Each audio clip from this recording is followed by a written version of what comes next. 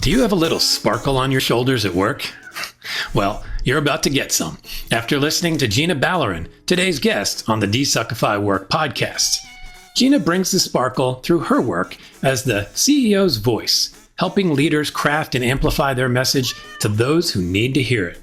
This work is all part of her mission to end human suffering at work, just the kind of bold stance we love here in Desuckify-land. So, how does she do it? Well, she helps leaders work through imposter syndrome. Yes, CEOs deal with that. Most of them, actually. She encourages people to get better at communicating with that nasty SOB we've all encountered, ourselves, with some great tips on how to manage our inner shouty voice. And she explores the practice of guerrilla leadership, creating pockets of joy within organizations that inspire all of us to be better. We talk about all of that and more during our conversation. And it left me feeling pretty sparkly. I bet it'll do the same for you too.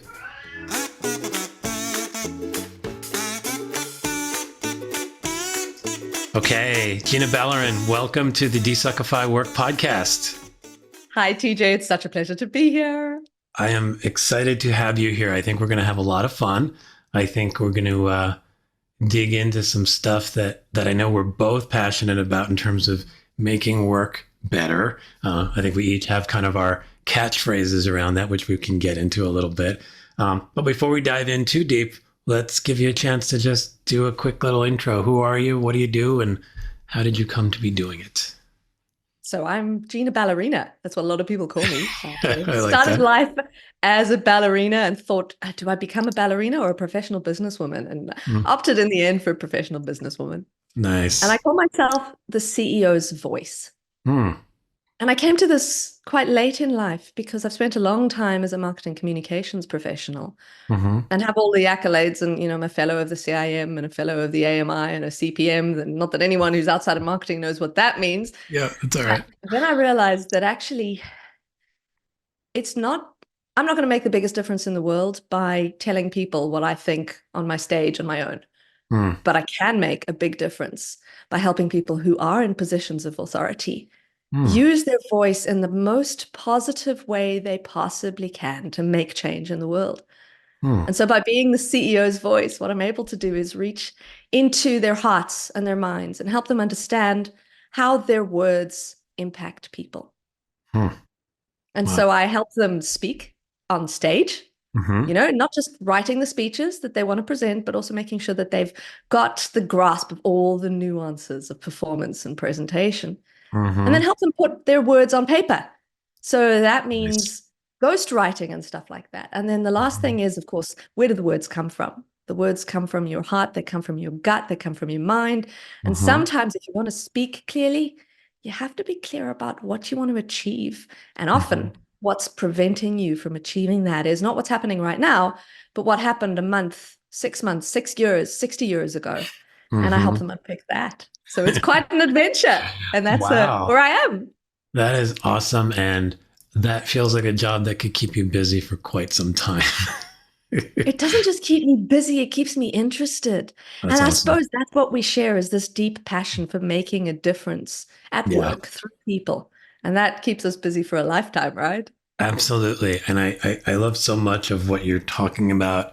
And I think there's a handful of things that we can dive into around how you help CEOs find, use, share their voice in more positive ways. There's just so much there. And I think that a lot of what we probably talk about there can ultimately be relevant to just about anybody, because I think we live in a world where so many folks, are uncomfortable sharing who they are, but yet want to, there's this, I want to be authentic. I want to be who I am. And then there's the pressures and the fears associated with that. And who am I really? And all that stuff. So I think we can get into all that. Before we do, I always love to just kind of set the stage and give people a chance to understand kind of your relationship to work. You've done a few different things. So what role does work play in your life? What a beautiful question. I actually love work. I think because I've been privileged to be able to do work that I enjoy. And I've been privileged to be able to shift the nature of the work that I do. So I was drawn to marketing because it is so varied and so diverse. Mm-hmm. And you can be a marketing expert in probably 100 different ways.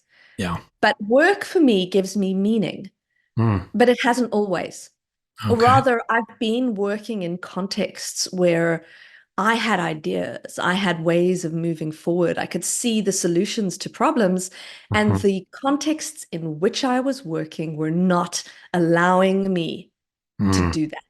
They weren't letting me be my best self, but they also Yeah. weren't really helping people in the organization be their best selves either. And that is why I think we looked at this desuckify work concept and go, there Yeah. has to be something better. And it's not because where I am now, it's because of where I came from. And I Mm. solved that problem by shifting jobs many, many times in my early life until I started working for myself. And this is the Yeah. first job I've had that's lasted longer than 3 years. I'm on year 8 now. Well, that's probably telling a story in and of itself. And I think that that might be a story that some other folks could listen to, because I think some folks definitely fear the idea of going out on their own. And we can dive into that a little too. But I'd love to, you brought up the fact that it hasn't always been a smooth ride. It hasn't always been this full connection to being able to express and implement the stuff that comes up and comes out of you. Without necessarily naming names, what was like the worst / suckiest time in your work history? I once had a job that was so terrible, I threw up every single morning before I went to work. Wow. And I took it off my CV because I only did it for 6 weeks.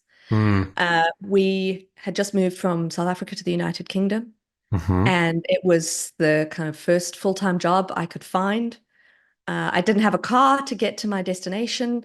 I was taking 2 buses to try and get to a place where I Mm-hmm. was leaving in the morning and it was dark, and I was coming home in the evening and it was dark. Mm. And the place was a franchise where they had a whole bunch of people that would change almost on a daily basis. And we were providing serviced offices for people. And that meant that we had to provide facilities like coffee and tea and, cleaning things and Mm-hmm. stationery and stamps and whatnot. Yeah. And on an almost weekly basis, we would run out of coffee. God. That seems crazy, but okay. And I'll never forget having a conversation with a woman who was gorgeous, tall, blonde Polish woman in this stunning pair of heels and a suit, literally mopping the floor in the kitchen because one of the facilities had broken down.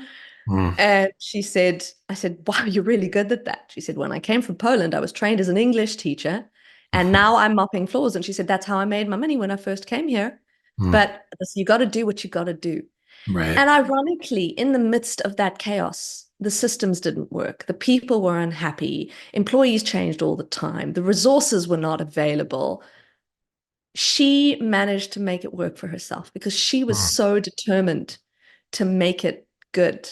Mm-hmm. And she Wow. did. That's impressive, right? Because I think when you're in a very tough working situation, you're faced with a few choices, right? One of which is to leave, which is a wonderful choice, by the way. I think like we should all give ourselves permission to leave when it's not good, because I think there is a self-respect in that. But I think another is to just accept, which in my mind would be maybe the least good choice. And then there's that other choice, which is figure out how to make it work. That's impressive to me when people can do that in a situation that seems like that might not be possible. How'd she do it?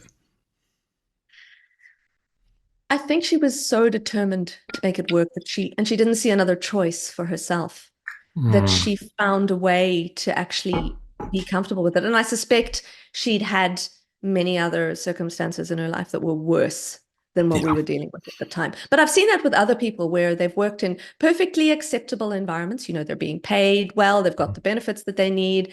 It's just a toxic workplace. Yeah. And the way that they've found to make it work, and in fact, I've managed to do this myself in other circumstances, is to realize that you can control some of your work environment.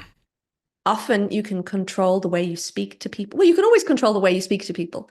You can always control the interactions that you have from your perspective. You can't control the other person, but you can respond to them in a way that either escalates or de-escalates the antagonism situation.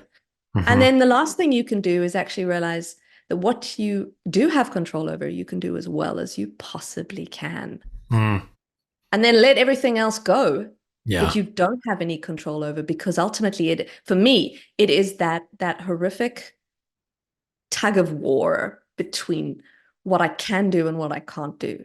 And in an environment where people tell you that this is what you have to do, sometimes you don't have control over that. But if you have a fair amount of autonomy in your work, sometimes you can go, well, I've got this thing that I have to do and I have to work with these people and I don't like doing it, but what if I could do something else? What if I could do it slightly differently? Or what if I could take a slightly different group of people, or just inject some kind of enthusiasm into the relationship that we have? And then what happens is people become guerrilla leaders. Yeah. I like that. I actually wrote about that in the chapter of my book, The Secret Army, Leadership, Marketing, and the Power of People. Awesome. And guerrilla leadership is very much about being in alignment with whatever it is the organization purports to do. So, theoretically, you might have a vision and a mission, and you probably joined the company because you believed in that vision and mission, but something or someone, and often a toxic workplace has toxic leaders, prevent you from being able to make that mission a reality. And so in that context, I have myself, and I've seen other people do it, go, this is what we can change. And we're going to take this bigger vision and go, we like that. It works for us. It makes sense to us. We're going to create a tiny little army of people that believe in something. And we're going to hold fast to those values. And by doing so, they create a guerrilla scenario within an organization that allows them to find their happiness, their joy, and a sense of meaning and purpose. Yeah. Wow. I feel like I've probably experienced that before, because it resonates, as you're saying, and it feels familiar. I think I've maybe used a term like microculture, where you it's a little bit protective, but I like what you're bringing to it. It's like maybe there's some protectiveness to it, but it's also like, let's just lean into what we all are here for, and let's create as much as we can along those lines. And let's just enjoy that and recognize that, there's going to be bits and moments and interactions that may not be perfect, but in the sphere of the control within this group, we can make it pretty good. And I think that gives a lot of hope, because for so many people, the suck in work can feel insurmountable. It can definitely feel at a time like, I'm in this big thing, this big organization, this big corporate culture, whatever it is, and I don't have any idea how to impact it. And so you make it smaller for somebody and sort of start with yourself. What can you control? What can you impact? And then whoever's maybe in the best position to do so, can you work with people to create your little guerrilla army of folks who carve out a nice space in there? Have you seen people successfully making that happen? Absolutely. I've done it myself. That's awesome.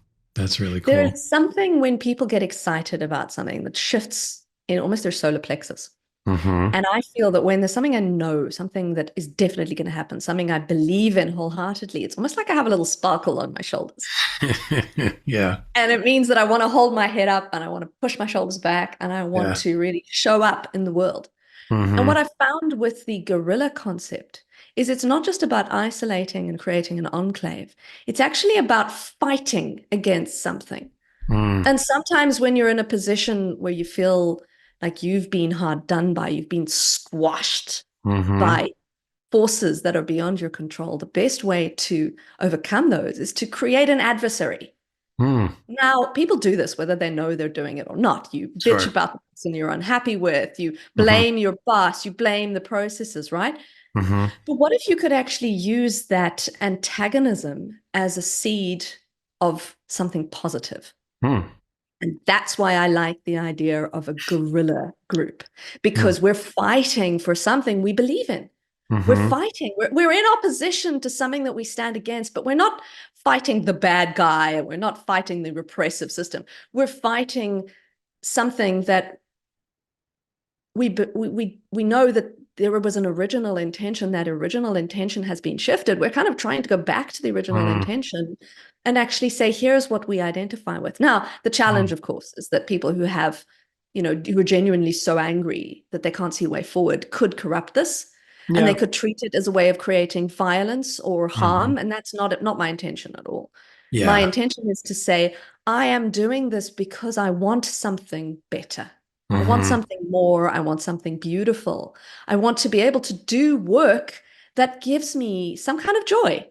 Mm-hmm. And so if I can find that sparkle on my shoulders and I Yeah. can find and share that with other people, Mm-hmm. what happens is that we start to see an opportunity and a way Mm-hmm. forward.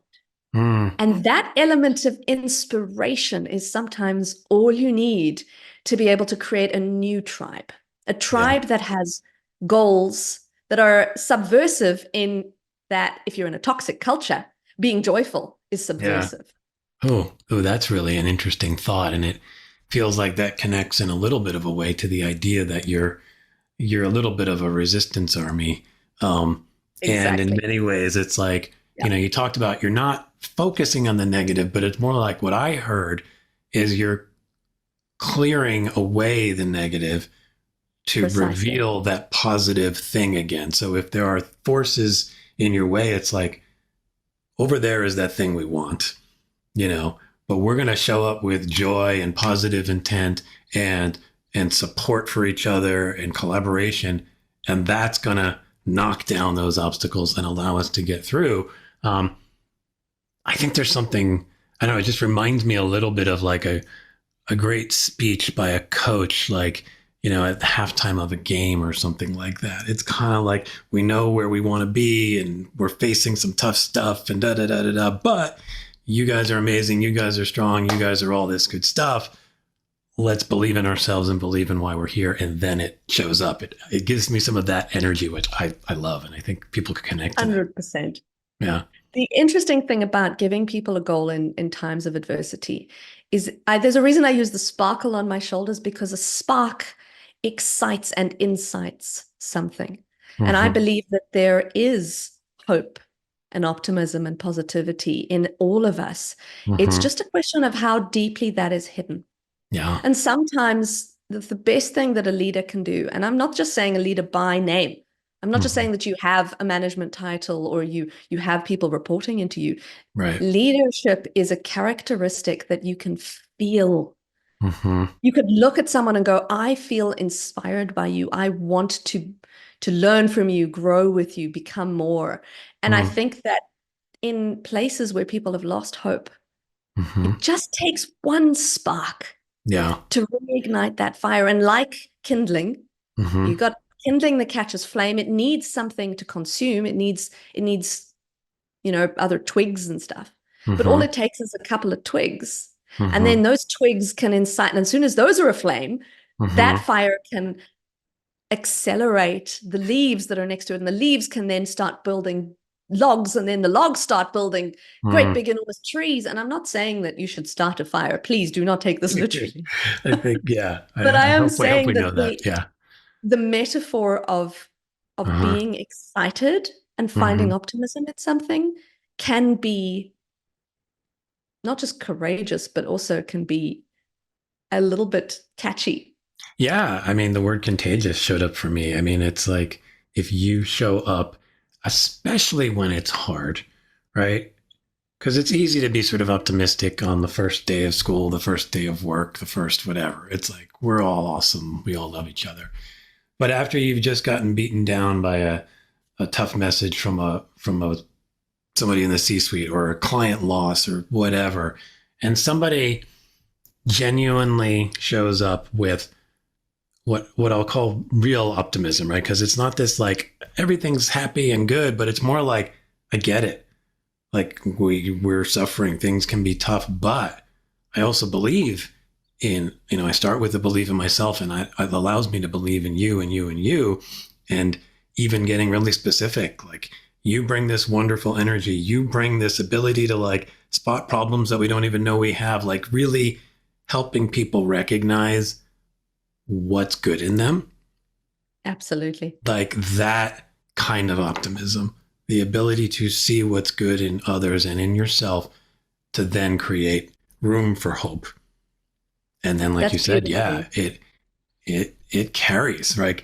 Like I even, this is the super optimist in me, but I think, God, if you start one of these little guerrilla armies in a company that's of some size, and you do it well enough, especially if you do it well, not just from an emotional standpoint, but it's obvious that it's working. Well, that group is really doing good things. They're getting good results. Like, does that have the ability to start to come into the other corridors that might not really be super connected? It's hopeful. I understand, but there's something to modeling. Modeling good behavior can have some knock-on effects, So what do you think about that? Have you ever seen one of these guerrilla groups and somebody kind of looks over and goes, I want to create one of those also over here? I personally haven't seen that happen because I've left the organizations before I could see it happen. Yeah. And that's the challenging thing. I think often guerrilla leaders or anyone with a spark, as you explained, anyone with true leadership ability, have a finite ability to maintain that optimism. Yeah. And there is a tendency for organizations who are in such a toxic state to see the uprising, if you call it that, and squash it. Yeah. Because it's not the way things are done around here. That doesn't mean that people shouldn't try, but it just means that I think what I needed to learn was that you cannot create these as enclaves. You need to create them as connected groups. So if I think about it, I live on a piece of land that has a lot of blank areas where people once grew grass for cattle. And then there are areas where you have lots of undergrowth and trees, and the deer like to ramble through the undergrowth. But if you clear the open area too much, there isn't a wildlife corridor anymore. They don't come through it. Whereas if you leave little bits of wild spaces, the deer are quite comfortable to roam around them and across them. And I suppose that's the question. If you're creating enclaves of happiness, positivity in an otherwise toxic organization, and you don't give them wildlife corridors to connect with each other, there is a risk that they lose optimism, or the leader leaves and they lose heart. But if you actually can connect them, then something different happens. And when I was working in a position where I was working in customer marketing, I was able to create wildlife corridors in organizations. Oh, nice. And the beautiful thing about customer marketing is it's got the word customer in the title, so you can go almost anywhere in the organization and go, this is affecting our customers. Let's do something about it. Yeah. And I know still to this day, I get occasional messages from people who go, oh, thank you for that thing you helped me write, or that way you helped me change my mind. And even if maybe I didn't create a wildlife corridor across the entire organization, I know that that sparkle was left there somewhere in a set of bushes that this person could hide safely in. And I've given them an element of spark that it might not have lasted forever, but it might just flare up again every now and then when they need it in their lives. So don't expect that your guerrilla army is going to change the world. It might. It might. I just never stuck around long enough for it to be able to do that. And I think there was a time when I had created something extraordinary. And I did it by working in the organization, saying, I'm going to act as if I have the job that I want. And while everyone else went to the office in jeans and probably a smart shirt, I went to the office every day in suits because I thought, I want to dress for the job I have. And during that time, I stopped asking for permission. I just did the thing that I was most passionate about, the thing that I knew would make the biggest difference, without someone telling me it's okay to do this thing. I thought, what's the worst that can happen? The worst that can happen is that they fire me and I'll move on and I'll find another job. I was in a Right. position where I was confident that I could do that. Mm-hmm. And that gave me the sense of I don't care-ness that I needed. Yeah. And 3 months after I started doing that, they gave me my first ever rise in my first ever raise. Yeah. First ever. I'd been there for 3 years. Wow. And it was only 3 months after I determined to take control of my destiny that happened. They gave me an increase. They didn't give me a promotion, but I suspect if I'd carried on in that lane, I would have got a promotion, but I didn't need it because I stepped into a job that was 2 grades higher than the place that I'd left. Okay. Well, I think there's a couple things interesting in there. I think, backing up to your point about it's not always going to kind of catch fire across an organization, but there's a lot of value in giving somebody a safe space to be for even a period of time. There's a lot of value in creating, a bit of a cultural protective area for some period of time for folks. And not only is it good in the moment, but people get to then carry that with them, right? They get to walk out of that place. If, let's just say, they felt good for a while and maybe the flames fizzled a little bit, but now they know. They've seen the ability to impact things by being that way. I think that impact goes beyond even the company you're in to wherever those other people go. And I think that's a lot of what I've been thinking about. And I think about, you've got this mission, and I won't use your terminology around it because I don't think it will sound right with my American accent. But what do you call your goal? It's my big hairy ass goal, BHAG, is to eliminate suffering at work. I love that goal because it connects back to a lot of what we're talking about. It certainly feels akin to my desuckify work, but I think when I hear it, I hear, well, that is a big hairy ass goal because when I look around, I see a lot of people suffering, right? I mean, varying degrees, but some people are really suffering. I mean, there's sort of a mental health component to all of this, and then there's a large chunk of people who are just stuck. They show up at work and they feel like they don't quite know what to do. They feel trapped in a position that they can't get out of. They don't know how to advocate for themselves. They don't know how to even tell the story about who they are so that they could potentially show up in a different way. And I think that's one of the hardest things for people to do, is to look like, who am I? What value do I bring? And then how do I tell people about that? It's like really hard. And I know one of your focuses is around things like communication. How do people tell better stories about themselves to find a way through some of this suffering that so many are feeling right now? Well, there's lots of different ways of learning to speak, but one of the hardest things to do is to believe what you're saying. And I think that if you are in a context where people try to make you believe that that's as much as you can be, you need to find a context in which you can believe in yourself.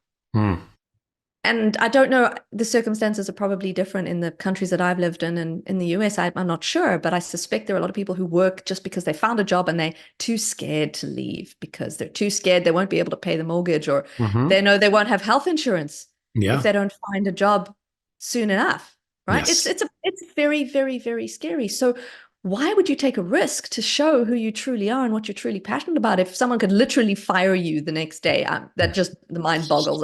I can't believe that can happen. And yet it does, right? It does. Absolutely. And so I think how do you communicate to find that clarity?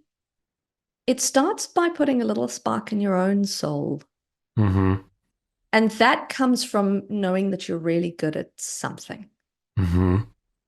And sometimes it can be someone else telling you that you're good at something. And sometimes it can come from you changing your own perspective. I remember reading a piece of research about women who were, I think it was mostly women, who were cleaning rooms. Okay. And they did a survey about how much exercise they were getting. Mm-hmm. And the two subject groups, one wasn't told anything about the survey. They were just observed as to, Mm-hmm. height and weight and exercise and fitness and whatnot. The other Okay. one was told, did you know that you are doing exercise every day? We're gonna track you Mm. because we're gonna see how much exercise you're doing every way and how this affects your health.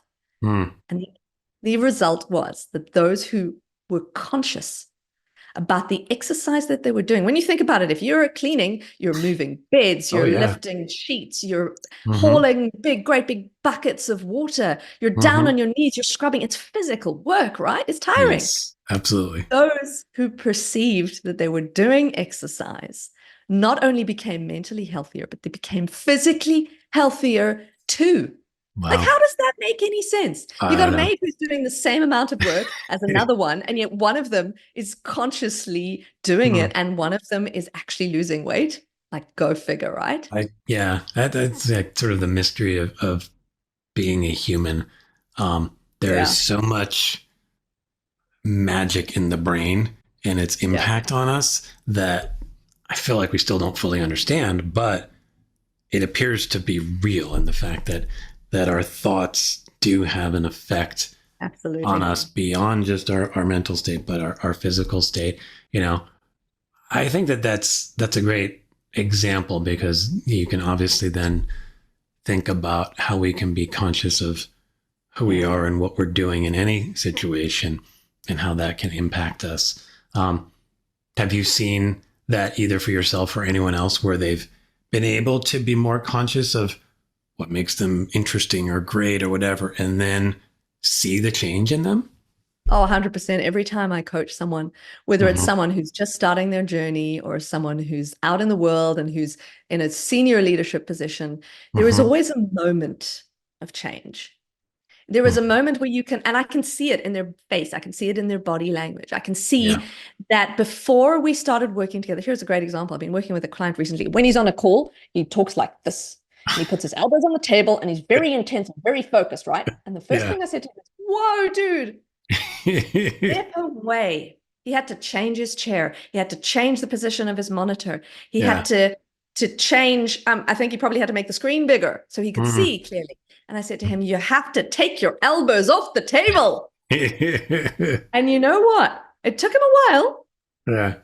but suddenly imitating the behavior that he wanted, which is my shoulders are down and back and I'm calm. I'm Mm-hmm. not shouting into the microphone anymore. Mm-hmm. It just gave him a sense of distance and Yeah. perspective. And that's exactly what he needed. But we were Mm-hmm. talking about communication and what people need to shift. Mm-hmm. There's a lot of value in being grateful for the Mm-hmm. things in our lives. Mm-hmm. And that's an exercise I gave this client recently. Mm-hmm. He's like, how do I change my attitude? I said, well, you have to shift from a scarcity mindset to an abundance mindset. Mm-hmm. And you can see he's kind of going, oh, Yeah. what? What does that I said, mean? Yeah. you are in a position where you have clothes on your back, you have food in the fridge, you have loved ones who are with you, you have a job that you enjoy. Okay, it might not be growing as well as you want to, but there are elements of it that you enjoy. You have Mm-hmm. money in the bank, you have a roof Mm-hmm. over your head. Mm-hmm. You are so much more fortunate than so many people on this planet. And you Right. could see the shift in his brain as we talked about that. And what Mm. happens with our internal narrative is that if we're constantly telling ourselves, you suck, you can't do this, you will never do this, you won't do this, Mm-hmm. how could we possibly behave as if we could? We can't. I Mm-hmm. call it my inner shouty voice. And I had an inner shouty voice for a very long Yeah. time. Mm. And one day I just decided that's enough. You, inner shouty voice, you're going to sit down and you're going to shut up because I'm done. If I was a friend of yours, I would not be a friend of yours Mm. anymore. I'm breaking up with you, horrible voice in my head. Yeah. And I did. And you Uh-huh. know what it took for me to make that decision? What's that? It was actually a boss of mine. Mm. It was the first place I ever had a work home. I wanted Mm-hmm. to come to work. I was part of the team. We created something extraordinary together, not just on our own. Mm-hmm. She said to me, Gina, if you don't meet this deadline, what's going to happen? Is the world going to end? Is someone going to die? Mhm. No and no. Look, I'm not a Yeah. surgeon, so, if Right. I screw up at work, I'm not going to kill someone. Obviously, there are Yeah. circumstances where you Well, will. of But the course. point is that if someone does die, well, it is still not the end of the world. Mm-hmm. At the end of the day, you have to be able to go, I know I may not be able to change the world, but I Mm-hmm. can make a small difference. And I think that is the element. You've probably heard about the Toyota methodologies, the 5 whys and the Mm-hmm. performance improvement processes that they go through. And Yeah. the funny thing is that they started to do it by just changing one tiny little thing at a time. Mm. But in order to do that, it required a vast cultural shift. Yeah. Because the only way that people can feel empowered to make a difference is if someone listens to them. Mm-hmm. And you can literally shave kilograms off of a car 1 gram at a time. Mm-hmm.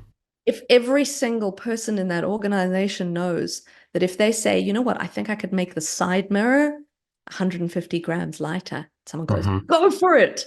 Yeah. I've got your back. Mm-hmm.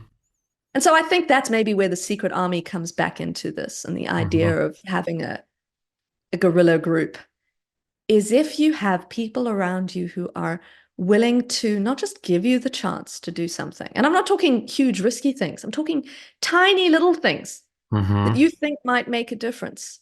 Mm-hmm.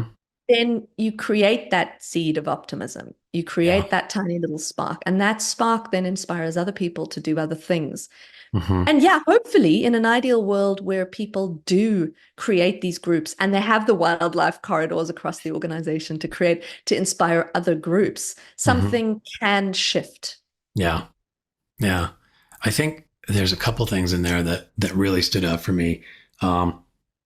I want to go back and then we'll come back to this idea of the small stuff. But the first thing you talked about that jumped out at me in particular was the idea of the inner narrative. And you talked about your shouty voice, right? And like, I know anybody listening to this is probably nodding their head because they have some version of that, right? And what I heard you describe, and I want to be clear on this if this is what I heard, was like you were kind of literally talking to that voice saying like, I'm done with you. I'm going to break up with you. I don't want to be friends with you because what kind of a friend are you who sits there and judges me and makes me afraid of every day? Why would I have a friend like that? Like, is that part of the process important to literally do that? Absolutely. Yeah. The challenge is that if there is an inner shouty voice, Mm-hmm. you can't change that until you realize A, that there is a shouty voice, Mm-hmm. and B, that the shouty voice is not external. It is internal. Mm-hmm. And then C, until you confront that shouty voice, Mm-hmm. you cannot change the impact that it makes on your life. Mm-hmm. Yeah. So yeah, you do have to consciously, you don't have to have a conversation with them. You might want to write it out. You might want to scream at them in front of the mirror. You might want to go for a walk or, physically do something. Sometimes people actually find that physical gestures can help. Maybe you want to wrap your inner shouty voice up in a package and take that down to the river or the beach and just throw it away. I love that. It's some kind of physical manifestation of getting rid of it. You could write it down on a piece of paper and burn it in a fire. Mm-hmm. You could, just tear it up and throw it in the bin. The point is that until you confront this thing in your head that is telling you that you're not good enough, you will not feel like you're good enough because it's insidious and it does not go away. It's funny, as you said that, I thought of like mobster movies, like where they like drive somebody off at the side of the road and they bury them in a shallow grave. And I'm sitting there like taking my shouty voice and burying them in the side of in the desert somewhere. Awesome. But I think like what I also became aware of as you're saying this, and I think I've heard people describe it this way, but one of the reasons we may not be aware of the shouty voice is because we think it's us. Like we literally think, I'm that voice. And when you realize that that voice is not you. It's just this other thing that's trying to, in many ways, keep the real you from revealing itself, right? It's almost like, I don't know if there's a great metaphor for it, but I think of it as like somebody whose mission is to block you from like getting into a room. Yeah. And in that room is all the goodness and all the possibility in the world. And there's this voice that's basically saying, you can't come in. And they're kind of like dodging you and pushing you and all that stuff. But I think we trick ourselves into thinking all those words and all those voices is us. And it's not. And what you're describing is a way to really first see the separation and the distinction and then go away. I don't need you. And then what's left is you, at least the opportunity for you to reveal itself. And I think a subject that comes up a lot, actually, one of my recent guests has a book about this, and I know you've given a talk around authenticity, right? And I feel like when people hear that word, they can either hear it as like a buzzword, like meaning it's so popular now that they almost ignore it, or they kind of think, I don't even know how to be that, like what is authentic me, because I've got this voice in my head. So what is authenticity to you, and how can it help you, start this process of eliminating some of the suffering that we're all dealing with at work? So authenticity is a buzzword, literally. It was Merriam-Webster's word of the year in 2023. Yeah. So, if you're feeling like it's a little bit overused, well, you're forgiven, because it is, right? Yeah, but I think the problem is, as you say, what if you think that your authentic self is the inner shouty self? And I want to address that first, because TJ, yes, the inner voice is you, but it's also not you.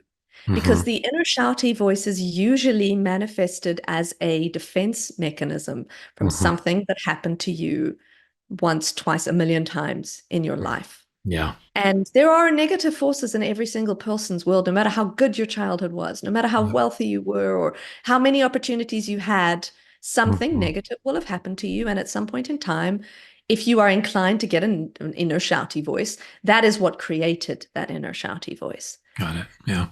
So yes, it is part of you, but you almost need to think of it like having an appendectomy, right?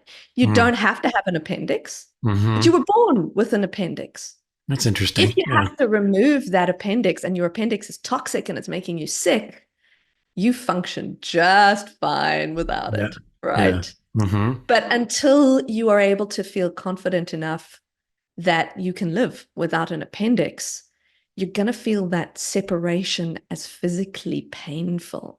And trust me, that appendix doesn't want to come out a lot of the time. Yeah. And it's not something I have done on my own. I've had many people who've helped me through that process. I've had a lot of conversations with some very qualified professionals, and they've been incredibly helpful. I'm still going through that journey. I'm still learning and discovering all the time. But the beautiful thing is that inner shouty voice is much, much quieter than they ever were before. And so they're still part of me. I think I still have a little appendix, but it's 1/20th of the size that it used to be. So when you say it's not a part of you, it helps to think of it as not a part of you, because it helps to think that you can separate yourself from it. But also, just because you exorcise your demons once doesn't mean that they go away forever, which is why part of doing that means you need to be able to find some kind of action or activity or initiative that helps you be brave enough to stand up to that voice time and time and time again. Yeah, it's interesting as you describe it that way. It's almost like you are sort of resetting some things within yourself by doing that. But if you are not able to do things, sort of preventative medicine almost against, you need to set conditions that are antithetical to its survival. Absolutely. Right. And so whatever those things are, like you said, taking on some projects, having a big hairy ass goal that motivates you to eliminate human suffering at work, like that is not shouty voice friendly if you're really committed and into that. And I think, it's not easy, but it's fairly simple in the fact that like you can set those intentions pretty clearly for yourself and start doing that work. And just kind of building those muscles, right? It's like you need to build the muscles that help fight off the shouty voice or the appendix from wanting to reestablish itself, I'd love to answer a question you asked me earlier about how do you find authenticity and how does that manifest itself? Mm-hmm. It's hard to say this without sounding arrogant, and I don't mean to. And I've lived in England where being arrogant is like the ultimate sin, right? Yeah. But I have a sparkle that a lot of people can see, and a lot of leaders do, and a lot of people who are deeply passionate about what they do have the sparkle. And I can see it in you, TJ. And I can see it in a lot of the leaders who I coach, not when they start coaching with me, but once they've gone through the journey. But for a long, long time, I wanted to squash that sparkle. And for a long time, I was genuinely afraid of letting it loose on the world and being this powerful, incandescent force. That's why I use the metaphor of fire, because my word of the year this year is incandescent. That means so hot that it burns. Yeah. And that's a force of nature, right? That's scary. And if you believe you have that much power in yourself, how can you feel confident enough that you're not going to burn people around you? Well, here's the good news, is it's probably taken me 20 years, but I finally feel like I'm allowed to let go of that powerful force because I'm no longer afraid that by doing that, I'm going to hurt or harm people. And I'm finding a way to channel that into a context that allows people to do that. And it is, in fact, some writing by a woman by the name of Marianne Williamson, who wrote a book called A Journey into Love. And there's an extract that a lot of people don't realize comes from her. In fact, Nelson Mandela quoted it in his inauguration speech when he was made president of South Africa, the first Black president of South Africa. I was there at the time. I was watching that. Oh, that's cool. And the quote is, "It is our light, not our darkness, that most terrifies us." We ask ourselves, who am I to be brave, to be beautiful, to be talented? Actually, who are you not to be? There is nothing enlightened about playing small, about shrinking, so that others won't feel insecure around you. We were born to manifest the glory that is within us. And it's not just in some of us, it's in all of us. Yeah. And as we unconsciously give ourselves permission to shine, we automatically give other people permission to do the same. Yeah. As we are liberated from our own fear, our presence automatically liberates others. Yeah, I mean, it's so funny because I can completely relate to all of the like keeping it within, right? I think, even at my most confident, I think it's like you somehow built artificial stoppers for yourself, right? It's just like, this is what I'm capable of. This is all I can really aim for. And I think I've started to release some of that, through coaching work I've done and through becoming a coach. I think it's helped me. But I think that's one of the greatest gifts that people can do is to simply demonstrate that that's not true, that you have to somehow contain what's inside of you. And yeah, it's gonna rub some people the wrong way. It's gonna scare some people. But it will also, like you said, it gives permission. I think that's the real beauty of it, right? It's like suddenly somebody goes, wait, I can dream all the way, I don't have to play small. I love that phrase of playing small versus playing, big. It's like, it's so easy to play small because it doesn't draw attention to us. And I think a lot of us are afraid of what will happen if we draw attention to ourselves. And I think that actually brings me to a piece of what you do that I want to connect to, because I think it's really interesting. You're working with, the CEOs, and you're being the CEO's voice. And these are folks who, on the surface, it's like they're playing big, but yet, certainly in my own conversations, they don't all feel that way. Yeah. A lot of insecurities, a lot of sense of isolation and not having any way to connect with people. Do you observe that one? And if you do, how do you help folks, even folks who seem to, quote unquote, have it all, reveal more of what's inside of themselves so they can share it with the world, and then hopefully then inspire more of us to kind of take on that same mantle for ourselves? Imposter syndrome affects 80% to 90% of the population. The whole population, not just women, not just white people. It's worse in people who are in minorities, or it's more prevalent. Yeah. But it still happens, right? And there's no reason to assume that CEOs are immune from imposter syndrome. And often you see imposter syndrome in the manifestation of your inner shouty voice telling you that you suck. The difference between someone in a position of power and authority and someone who's not is that the person in the position of power and authority has probably ignored that inner shouty voice more. Like I said, it's like an appendix that shrinks or grows. They've still got the appendix in their head. It's just a question of how much they choose to let it influence them at any point in time. I think your question was, how do they do it, and what changes? Is that the question, or am I missing? Yeah, I mean, how do they release whatever might be blocking them from revealing their true voice? Because what I imagine is that some people get to CEO because they've maybe blocked their true voice because they followed a path that they felt they had to follow. And then you're standing there as CEO and you have all this influence, you can have all this impact, and that really matters, right? When people choose to make impact through themselves, through who they really are, versus maybe the role they thought they had to play, first of all, how do you get them to maybe see that possibility? And then what changes for them when they do see that possibility?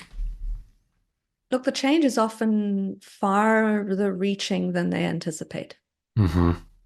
I've worked with people who are in positions of authority and power who are deeply unhappy, and realize that by addressing their inner narrative, or the stories they've told themselves, they start to accept who they are and like who they are more.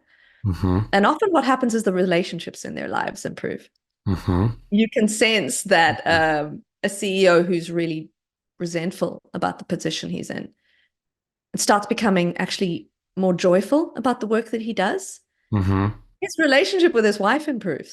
His relationship with his kids improves. But at some point in time, what often happens then is he starts to think about, is this actually the life I've chosen? Now, when you start having those kind of life-altering epiphanies, it may make you decide to choose a different career path, but it may also make you decide to choose different options within your organization or within your life. So some have decided they need to start a charitable organization because that drives them, that makes them come alive. It gives them meaning. And that becomes their raison d'etre. Others have taken time off and they step away and they reevaluate what's important for them. And they maybe go back into a different organization. Maybe they were highly successful in a toxic environment and they decide actually that's not who they want to be anymore. They might come back and join an organization where they can be more human. But let's talk about the elephant in the room here, because this is important. A lot of CEOs being unwilling to share their authenticity and their true selves in front of the rest of the world is that they've been taught through many years that you got to be careful about what you think and say and do in front of your people, in front of the public, because of the implications for your board and the shareholders. The good news is that if you are able to be conscious about how you express yourselves authentically.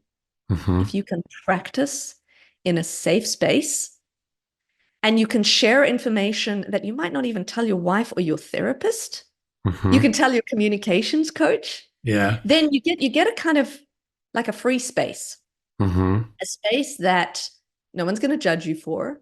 Mm-hmm. What you're going to try and do is channel a result. And that's the difference, I think. Yeah. Because when you're having all of this internal discussion and debate, you've got no one to debate it with. You've got no one to sit down and say, for God's sake, shut up. You're being stupid. Yeah. And you know, I'm a coach, but I haven't had formal coaching training because part of me is too blunt, quite frankly. I speak truth to power only when I know that they are ready to hear it. Yeah. Because if I speak truth to power in a moment that they don't want to hear it, they're just going to get angry and shut the door. Defensive. But if I've earned the right to have a Mm-hmm. conversation with someone, I'll start out softly and gently telling them what I observe. Mm-hmm. Not sometimes what I think, but I said, you know, I see from this is what I think. Is that correct? More often than not, I'm right. Mm-hmm. And what happens as a result of us starting to break down those barriers is I can role play it effectively. And sometimes I even do. Mm-hmm. Like sometimes I will be, right, okay, you want to have this conversation with this person. I'm going to be this person and you can talk to me and I will give you the response. It's truly a safe space. And they get to test out those contexts and decide then what choice they want to make. Mm-hmm. It's about giving people awareness and freedom. Yeah. I don't tell people what to do, right, but I help them understand the consequences of different choices. And then it's their decision.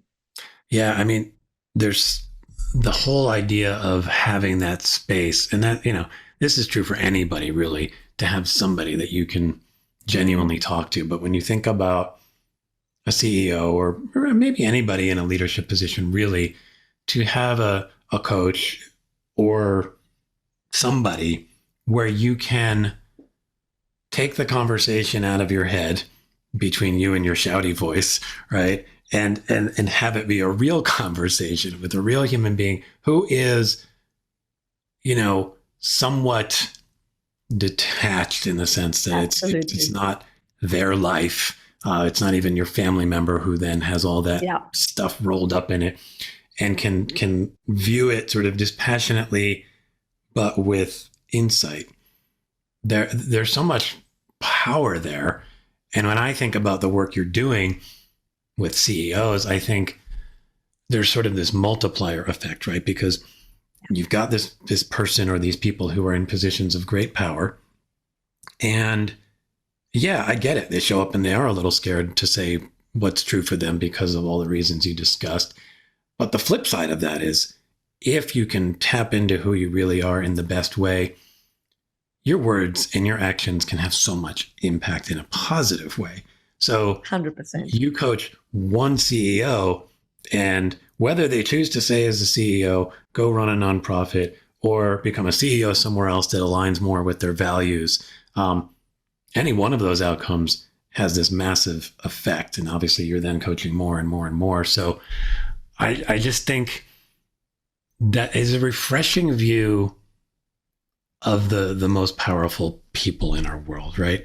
That, you know, it's fair and good to criticize them because there's lots to criticize, but there's a lot more that can come from supporting them so that they can become better and the leaders that we really need, because we really do need good, strong, ethical, authentic, accountable leaders. And I think people are feeling the void of that right now.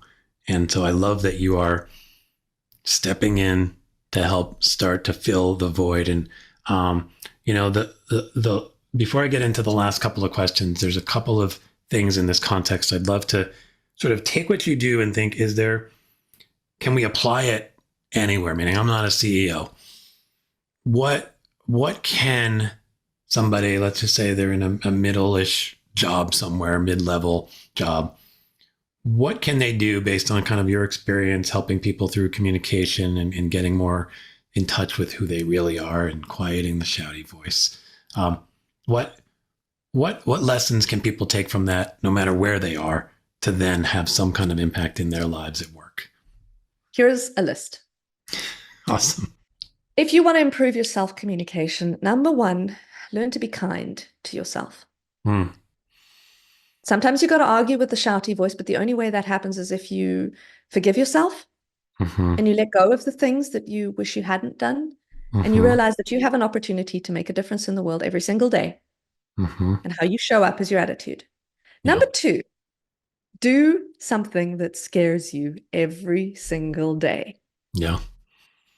Courage, like a muscle, is strengthened by use. Number three, learn to tell yourselves positive stories. If you can speak to yourself like you would speak to a treasured friend, a beloved partner, or even child, you can start to realize that the things about you that you thought were horrible are actually just you learning and growing. Number four, change your narrative. Be careful of the words you use. If you use the word no, but, don't often, you are putting yourself into a negative mindset. One of the most powerful phrases in this context is not yet. So I can't do numbers yet. Right. I can't do leadership yet. And that shifts your perspective. Yeah. Number five, make sure that the way you are talking to yourself internally also manifests the way you're talking about yourself externally. If you're referring to yourself as, oh, I'm shit. Oh, I'm so bad at this. Oh, I'm so, what happens is you start to believe that. Number six, I think it was. Yeah. Put yourself in contexts where you can learn and grow. Set yourself a goal where you can ultimately make yourself shine and be proud of yourself for what you do. You might not be the best at everything, but find something that you get a moment of pride. I love Number that. seven, keep a record of the things that you do that make yourself proud. And on those days when your inner shouty voice is very loud, go back to that list and remember what those things were. And more importantly, remember how you felt when you were doing those things.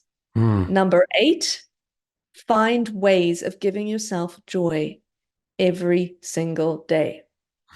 And number nine, be kind to others. Yeah. The more you're kind to those around you, the less you feel as angry about who they are and what they do. And the more you're able to realize that kindness is its own force in the world. If you can be kind to others, maybe you can start to be kind to yourself.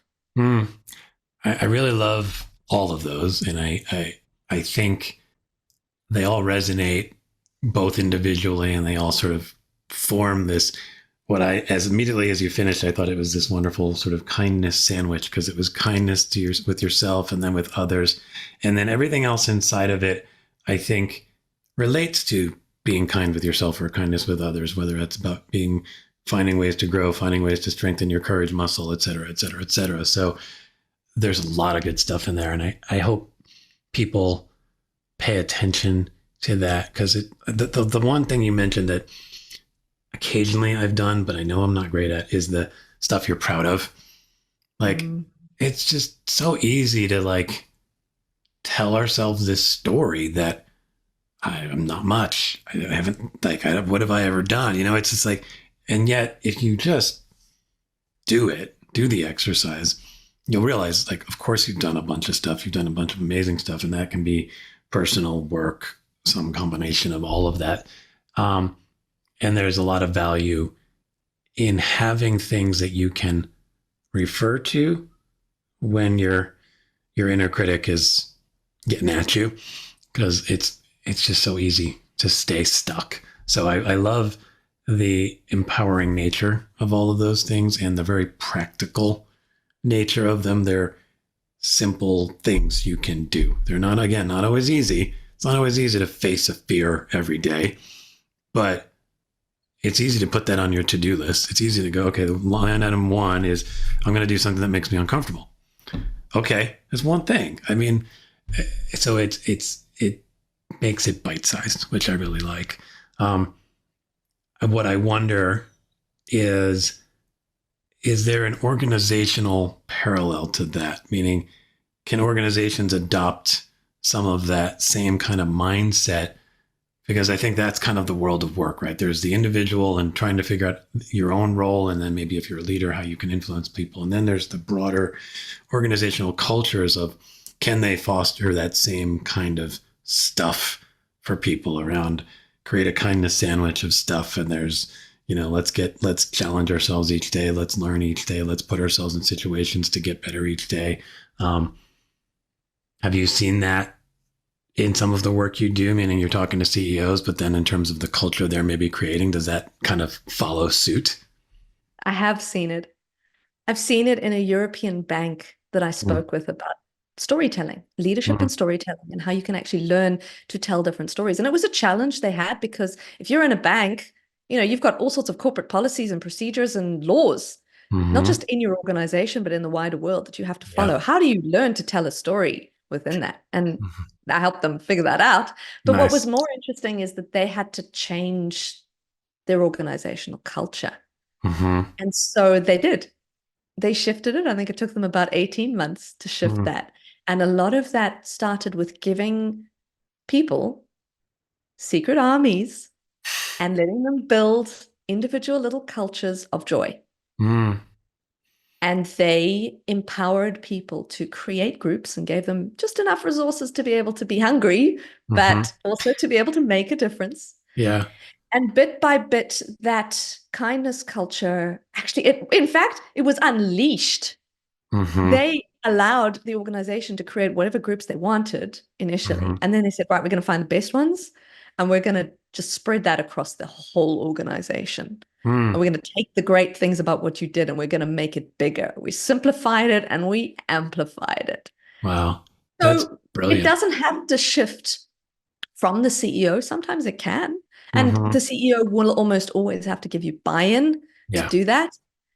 This came mostly, I spoke to the leader of their HR team, and she managed to do it. But you could tell that every single person who was empowered and determined to make that change had that little sparkle on their shoulders. They were so passionate about creating passion that the passion became contagious, and it spread around the organization. And what happened is that 1 gram strategy started fostering itself in the organization. And all of a sudden, people stopped being afraid of saying something that might be wrong. They stopped being afraid of making suggestions that someone would shoot down.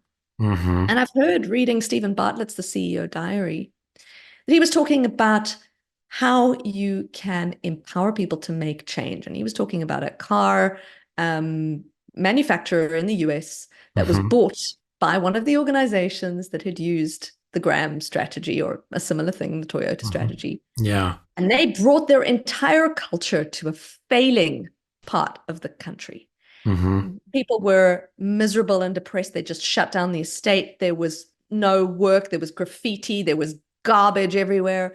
And the first thing they did was they trained people.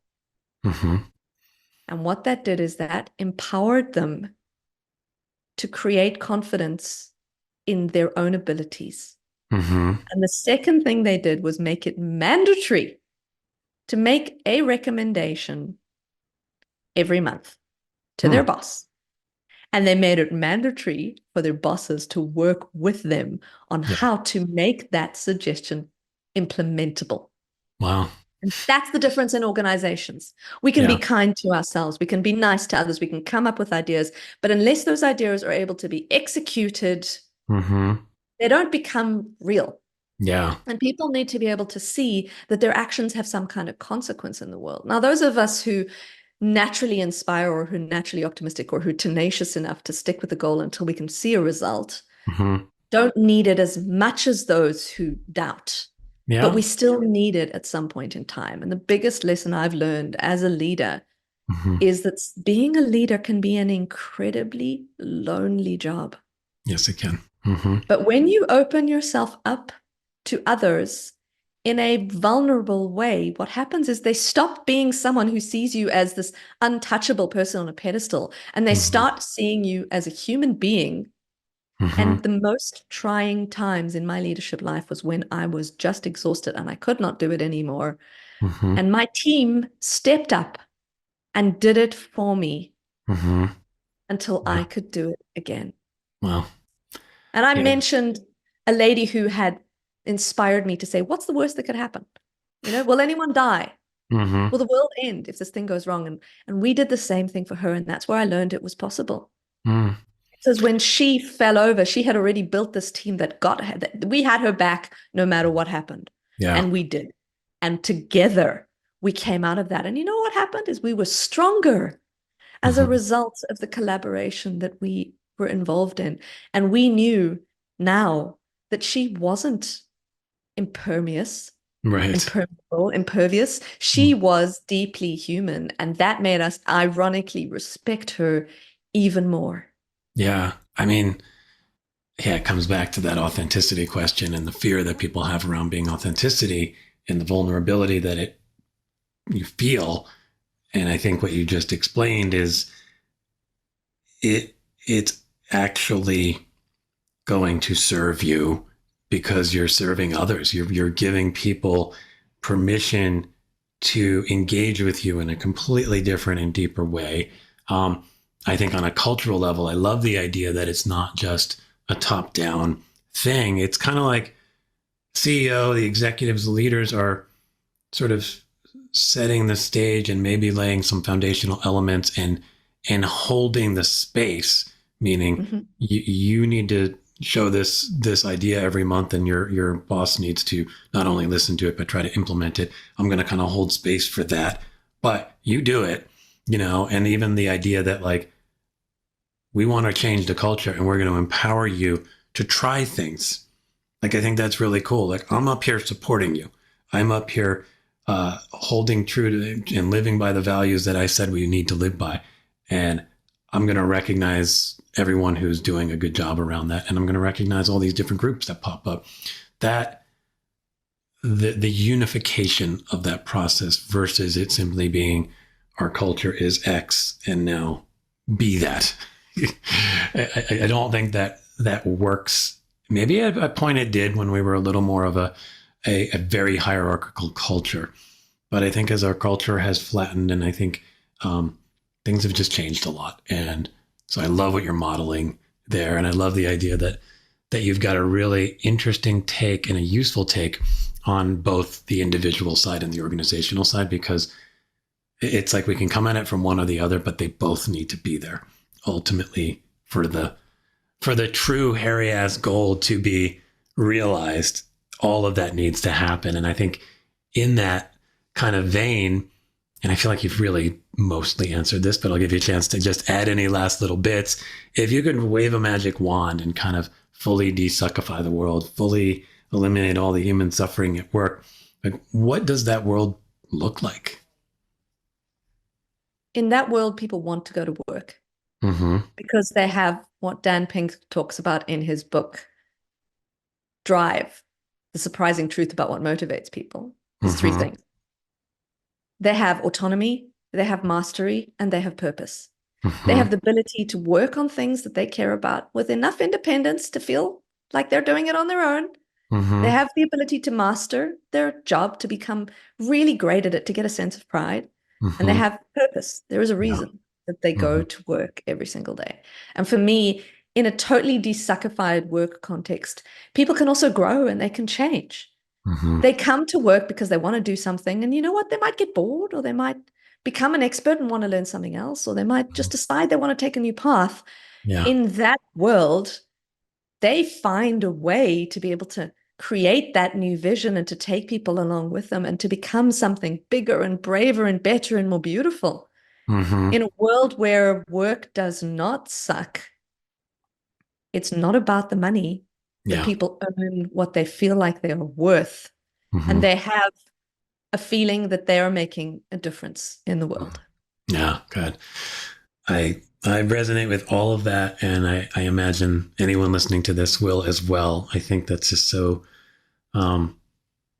the idea that it's not about the money, but you feel like you're earning what you're worth and that the value you're putting out is kind of coming back to you. I mean, like all of that kind of connects. And I think you almost could do a whole show on that sort of idea. But I love that I'll come back anytime, TJ. I love that you're putting that into the world. And I love the work you're doing. And I think we need more of it. So get your AI together so you can scale yourself and put more of you into the world. But in the meantime, I think it's fantastic right where you are in terms of what you're doing. I would love for you to contribute to something that I've been building here, which is this little sound effect library of, usually it's in the intro or the outro to the show. You'll hear sounds that I either make or find, and it's cats and other goofy stuff. That's my world. I'd love for you to add a sound to our library that will show up somewhere in your episode. Can you tell me just a little bit about what that means and why you chose that sound? The sound came into my head when you asked me about this because it gave me joy. Yeah. To me, that is an incredibly optimistic sound. Mm-hmm. It feels like, yes, here you are. You're good. Everything's great. Congratulations. Yeah. Mm-hmm. And I couldn't remember where the sound came from for a while. And I thought about it, woke up this morning and suddenly it popped into my head. I knew where the sound had come from. And it was actually when you're on LinkedIn and you have accepted a connection request from someone, you go onto the page and it says, hey, these are people you might not know.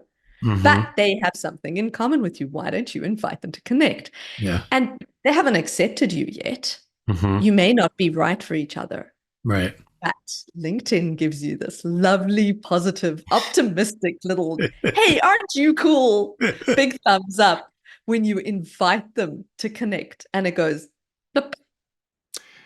I really like that. Not just because the sound is fun, although it is fun, but it is you use the word optimistic. And I think the notion of connecting with people, whether that's on LinkedIn or in the world or whatever, it is like the beginning of a possible spark. You talked about sparkles, and it's the beginning of that and it's possibility.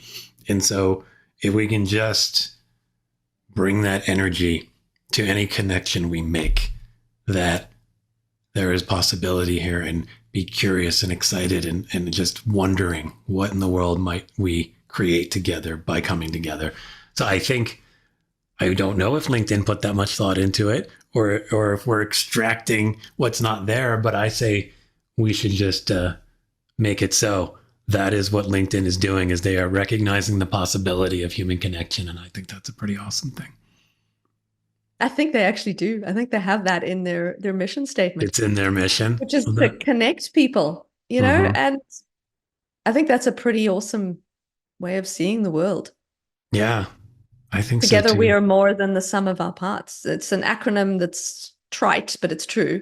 TEAM, TEAM, does actually stand for Together Everyone Achieves More.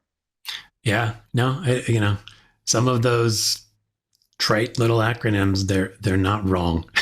I think that's something that you can lose sight of sometimes. So I think what you're doing is helping people find ways to connect through communication, which is the source of all the good that can come when we do have those moments of human connection with each other. So I think that's fantastic. I think people should find out more about what you're doing. So can you tell us how people can find you, follow you, all that good stuff? Look me up on LinkedIn. Yeah. It's an open platform.